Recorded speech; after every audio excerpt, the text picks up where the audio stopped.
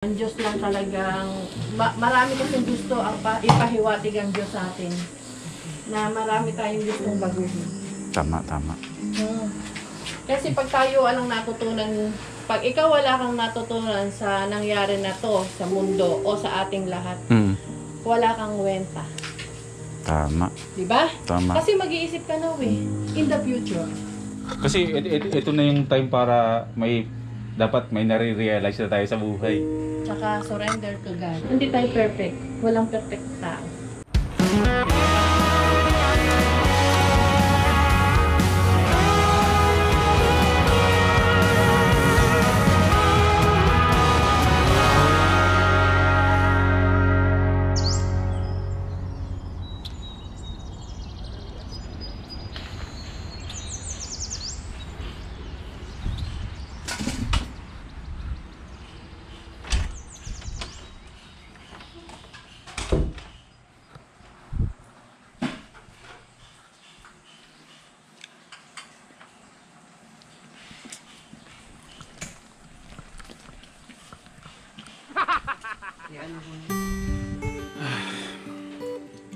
Wow!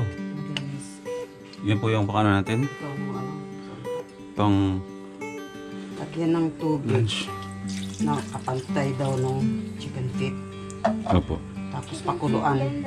Yan, sekreto daw yan para lumambot. Favorite mo yun, di ba? Pakuluan muna. Batiin mo muna yung mga first timers. Hindi pa ako pwede magpakita sa camera kasi kakaligo ko lang eh. Morning mga first timers. Pakuluan muna natin. Lagyan Ba't parang ano, nanay, ba't parang matabaan na, pinakuluan? Ay, binlunch ko yan sa tubig na kumukulong tubig para sigurado kong malinis. Pagkabalat, tanggalan ng kuko, dinamas ko pa yan sa asin, tapos banlawan. Nagpakulo ako ng tubig, binlunch ko siya sa tubig na mainit para malabas yung dumi talaga. Yan. Tsaka para malambot na rin agad, no? Ganyan mo na yan. Pag nangalati na yung tubig niya, pag kumulo, tsaka yan, ititimpla na yung ano. Habang hindi pa kumukulo, wag mo na lalagyan ng mga spices. Ito ng ano, para kumukulo. Ayan, pag nangalati na mamaya, tawagin kita.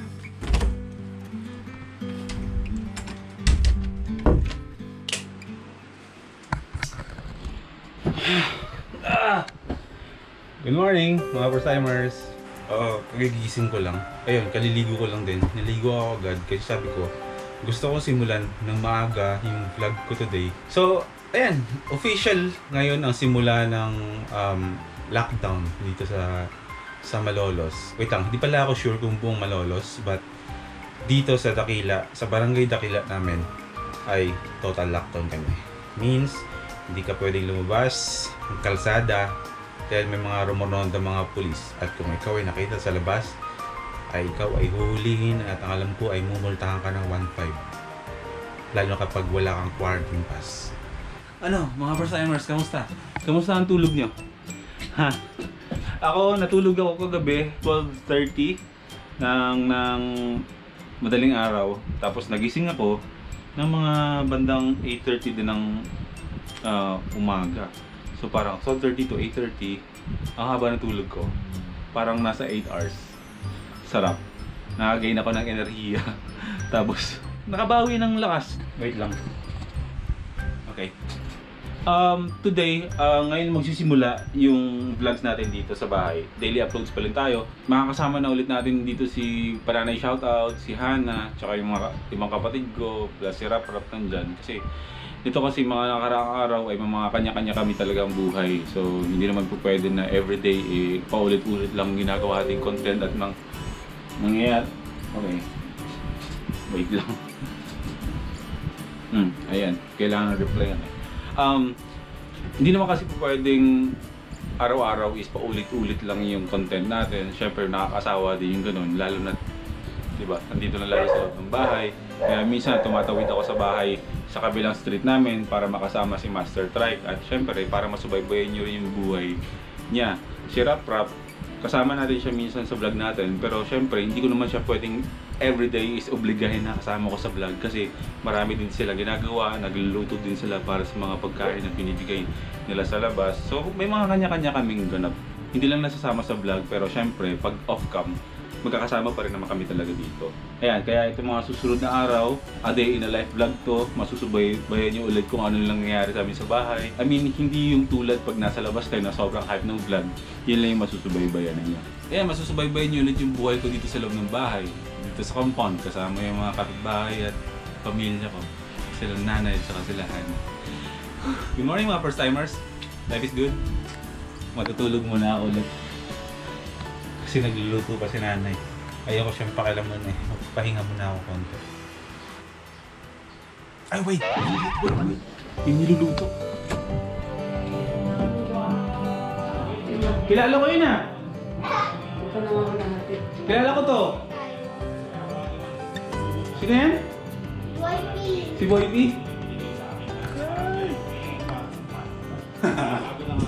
Good man? Pag half na yung water, kaya nang tintahan. Paano po yun ay, ano po? Wala na, i-dip nyo na lang lahat yung ano? Ihuhulog nyo na lang po lahat ng ano? Yan. Ito muna yung una, may ginger pang alis daw ng... Ng lansa. Para saan po yung ano? Yung talong? Wala yan. Ay. Prito ko yan. Kumbaga itong lahat ng mga spices na ito. Vinegar, oyster sauce, vinegar, ground pepper, ginger, garlic, onion. May harina. May harina. Sa taas na yung harina. Tapos sabay-sabay ihulog dito. Mabilis na lang maluto yun kasi pinakuluan na pala ni nanay. Magaling yung sinanood ko ano. Oo, kasi si nanay kasi bago may lutuin yan, pinapanood niya sa ano muna, sa YouTube.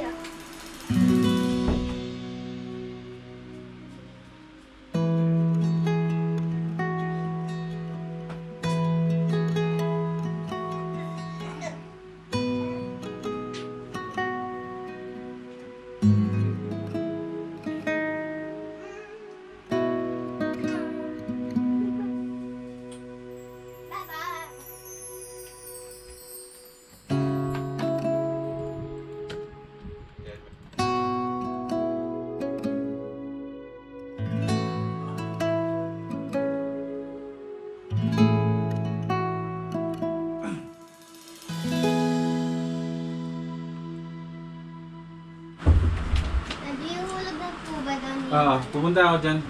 Pupunta na ako, ha? Hindi ko na kayang indahin yung init ng kwartong to. Kailangan ko lumabas sa mga susunod na araw para bumili ng aircon.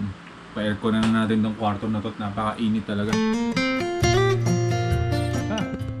Ito yung vlog ko nung kasama ko si Kula sa sa Mindanao. Sa mga hindi pa nakakapanood niyan, series of vlogs yan. Nakasama ko si Becoming Filipino. Check niyo yung playlist ko. Andun yan. Mindanao, pangalan ng playlist. Okay, no? Nag-ikot kami ng Mindanao dyan. Sigulat. Normal, you know, like, oh, I mean, don't leave your wallet on if I can walk to the boot here, right? Pero, I bring my wallet in my telephone. Ayun na. Ano na? Sibuyas, bawang, paminta, ihulog na yun. Toyo, sauce. Pagka yan ay medyo lumapot na, hulugan na ng konting suka. So yan, ako po muna mag-vlog kasi ano po, nag-request si Daddy na gawin. So ano yan, Lola, ano po yung susunod yung gagawin? Ito na. At ito na, ikalagay natin sa plato. At ito na, ang ating adobong chicken feet. Wow! Sarap! Partner yan is adobong talong Wow! with ang Bagoong! bagoong.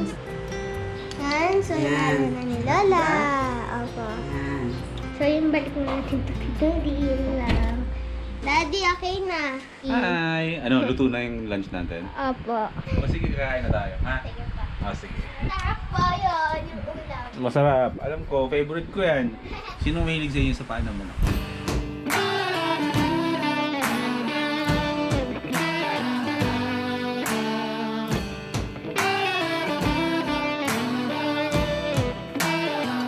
Ito yung niluto ng nanay ko. Hindi pwedeng walang coke to. bibili ako. Lalabas ako. Bili tayo ng soft drinks.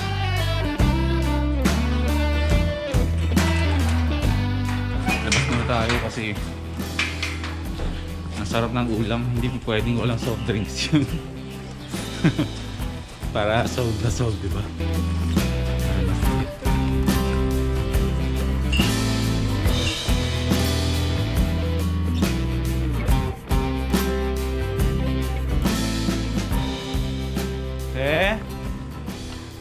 Pabili po ng soft drinks. Dalawa po. Hindi uso coke dito sa Bulacan eh. RC. Pasok po ako.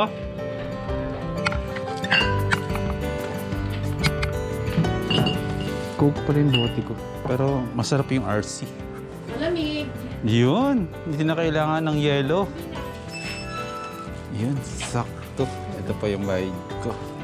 RC Cola. Ano ba Mega.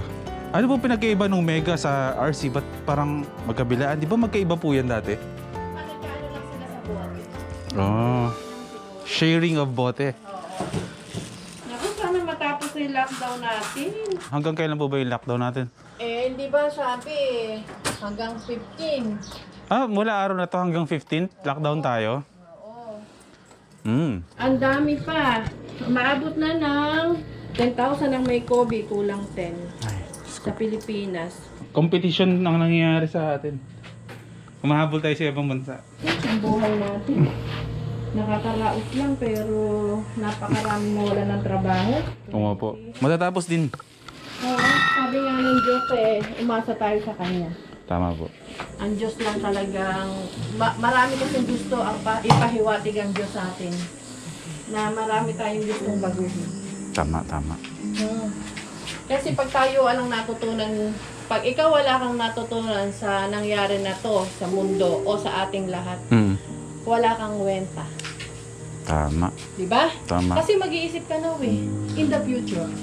Kasi ito na yung time para dapat may nare-realize na tayo sa buhay. Tsaka surrender to God. Hindi tayo perfect. Walang perfect tao. Sa sanlibutan mo ng perfect. Opo. Pero ikaw sa sarili mo, dapat makagawa ka. Tama. Hindi tayo pinanganak na perfecto. Tama. Kaya nga may Bible Opo.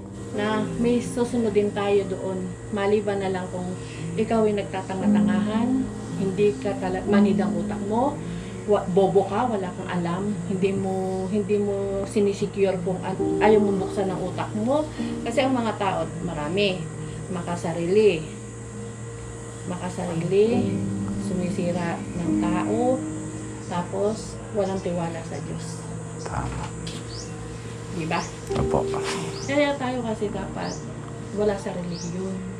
Kung papaano ka maging tao. Diba wala tayong perfect? Opo. Kahit sa ating relasyon, about family, Opo. totoo yan. Kahit ako hindi ko sinasabing tumitibay lang ako sa mga pagsubok sa buhay. Tumitibay ako doon. Pero sabi ko nga sa'yo, sa Diyos lang ako. Pero hindi ko inaasa lahat sa Diyos. Kailangan gumawa. Sabi nga po, hindi porket nananalangin ka, babagsak na lang sa'yo yung hinihiling mo. Kumbaga, manalangin ka, sabayan mo ng gawa. Parang ganun po, di ba? Gumagawa ka ng paraan sa buhay. Hindi man malaki kinikita mo, pero sa tulong ng Panginoon Diyos, may bumababa pa rin sa iyong kita. Di ba? Gumagawa ka ng paraan. Kasi huwag lang tayo sama-sama. Tama. Huwag lang tayo sama-sama pupunta. Po. Kaya sabi ko nga sa'yo, ako, ikaw, sila, hindi perfect. Hindi tayo perfect. Pero kung papaano humandal sa Diyos, tao lang tayo. Iba yung minsan kinakalakad ng utak natin. Di ba? Iba kasi minsan parang naglalakbay din ng utak natin. Yan lang tayo, sabi nga, bahala na Panginoon Diyos. Ako kasi ganun. May mga hindi ko pwedeng sabihin na, pero ang Diyos hindi natutulog para sa akin. May mga pagsubok na kinakaya. Di ba? Basta sabi nga, magtiwala. Ayos. Salamat po. Salamat, mga word of wisdom. Thank you po. Salamat. Grabe, no? kapag dumadating ka sa buhay mo pa na parang hinang-hina ka, may mga kusang ibibigay sa'yo yung Diyos na gagamitin niya para palakasin ka. Tulad nung kay nanay, di ba? Gulat tayo, may mga word of wisdom. Rap! Lumakas yung loob ko dun ah. Ano? Anong ganap mo? Di ba nga, mamaya labas ako, bili ako. Bukas. Oo nga daw eh. Bukas, kung ano yung nakalagay sa, sa quarantine pass mo na araw na pwede lumabas, ayun lang. Yan lang. Monday, Thursday. Kahit sa kalsada, di ba? Yan lang, paglabas mo sa labas mo yun, bawal. Stay at home naman tayo, dito naman tayo sa bahay. Bili nga ako lang liempo, makapag-liempo nga tayo ulit. Oo, mamaya. Di ba? Bili ako lang liempo, mag-liempo-liempo tayo dito. Mag-samgipsal tayo dito sa labas. Sige, bro, kakain lang kami. Pinapawisan ako ah. Soft drinks! Soft drinks!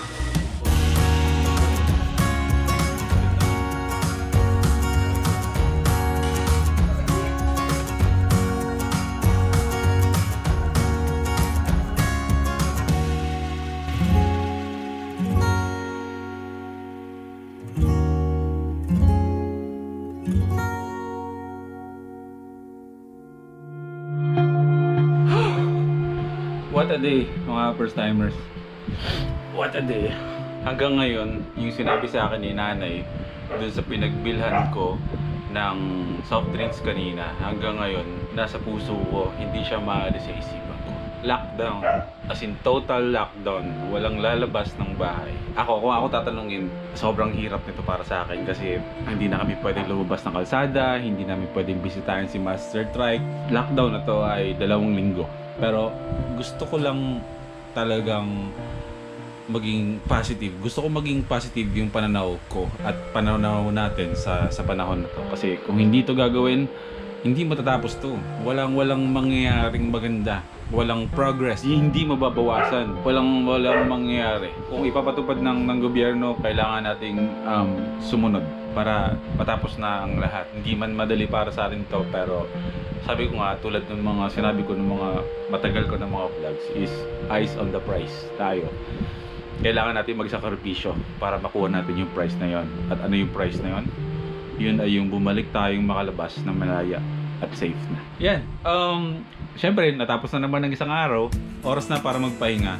Pero ayan, gusto ko lang kayong i-encourage talaga na kaya natin to.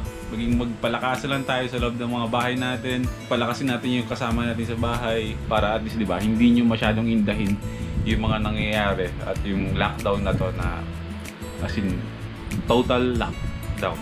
Maging masaya tayo sa mga panahon na malungkot. Ngumiti tayo sa mga panahon na ang hirap ngumiti. Okay? See you tomorrow, mga first timers. Ingat kayo palagi. God bless you and yeah. Laging tatandaan. Life is good. Kita kasi tayo bukas. Excited na ako kung papahinga na ako.